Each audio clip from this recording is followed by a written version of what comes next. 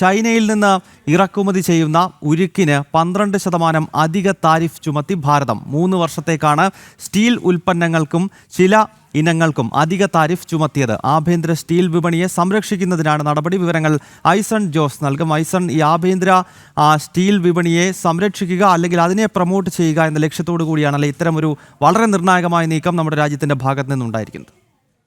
തീർച്ചയായും ഗൗതം, വളരെ നിർണായകമായൊരു നീക്കമാണ് ഇപ്പോൾ ഭാരതത്തിൻ്റെ ഭാഗത്തു നിന്നുണ്ടായിരിക്കുന്നത്. നമുക്കറിയാവുന്നതാണ് 2024 സാമ്പത്തിക വർഷം 24-25 സാമ്പത്തിക വർഷത്തിൽ ഏതാണ്ട് 16%-ലേറെയാണ് സ്റ്റീൽ ഇറക്കുമതി, അതായത് ക്രൂഡ് സ്റ്റീലിൻ്റെ ഇറക്കുമതി ഭാരതത്തിൽ വർദ്ധിച്ചത്. സ്വാഭാവികമായും അത് ഭാരതത്തിലെ സ്റ്റീൽ ഉൽപ്പാദകരെ പ്രതികൂലമായി ബാധിക്കുന്നൊരു സാഹചര്യമുണ്ടായി.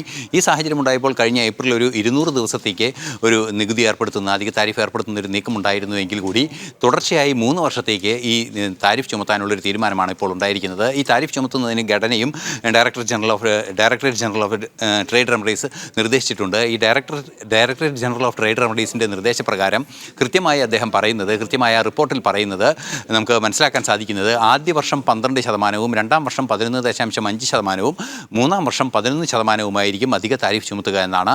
നിലവിലെ സാഹചര്യത്തിൽ വിയറ്റ്നാം ഉൾപ്പെടെയുള്ള രാജ്യങ്ങളിൽ നിന്നും, ചൈനയിൽ നിന്നും, അതുപോലെ തന്നെ മറ്റു വികസിത രാജ്യങ്ങളിൽ നിന്നും വൻതോതിലാണ് ഈ സ്റ്റീൽ ഇറക്കുമതി ചെയ്യുന്നൊരു സാഹചര്യം ഉണ്ടായത്. നേപ്പാളിൽ നിന്ന് ഉൾപ്പെടെ സ്റ്റീൽ ഇറക്കുമതി ചെയ്യുന്നൊരു സാഹചര്യമുണ്ട്.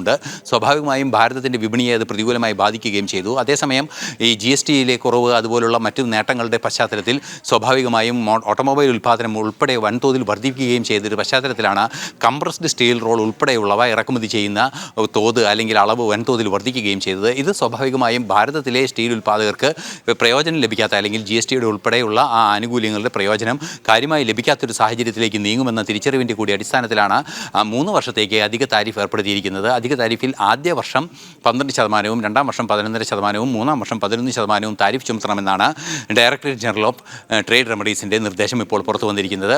വൈകാതെ തന്നെ പദ്ധതി, ഈ നീക്കം നടപ്പിലാവുമെന്ന റിപ്പോർട്ടുകളാണ് ഇപ്പോൾ പുറത്തു വരുന്നത്. ഗൗതം. ഓക്കെ, ഏതായാലും ഇത്തരം ഉൽപ്പന്നങ്ങൾ ഭാരതത്തിലെ സ്റ്റീൽ മേഖലയ്ക്ക് വലിയ ഊന്നൽ നൽകുക എന്ന ലക്ഷ്യത്തോടു കൂടിയാണ് നമ്മുടെ രാജ്യത്തിൻ്റെ ഭാഗത്ത് നിന്നും ഇത്തരത്തിലുള്ള നീക്കങ്ങൾ നടക്കുന്നത്. നാഷണൽ ഡെസ്കിൽ നിന്നും ഐസൺ ജോസാണ് വിവരങ്ങളുമായി ചേർന്ന്.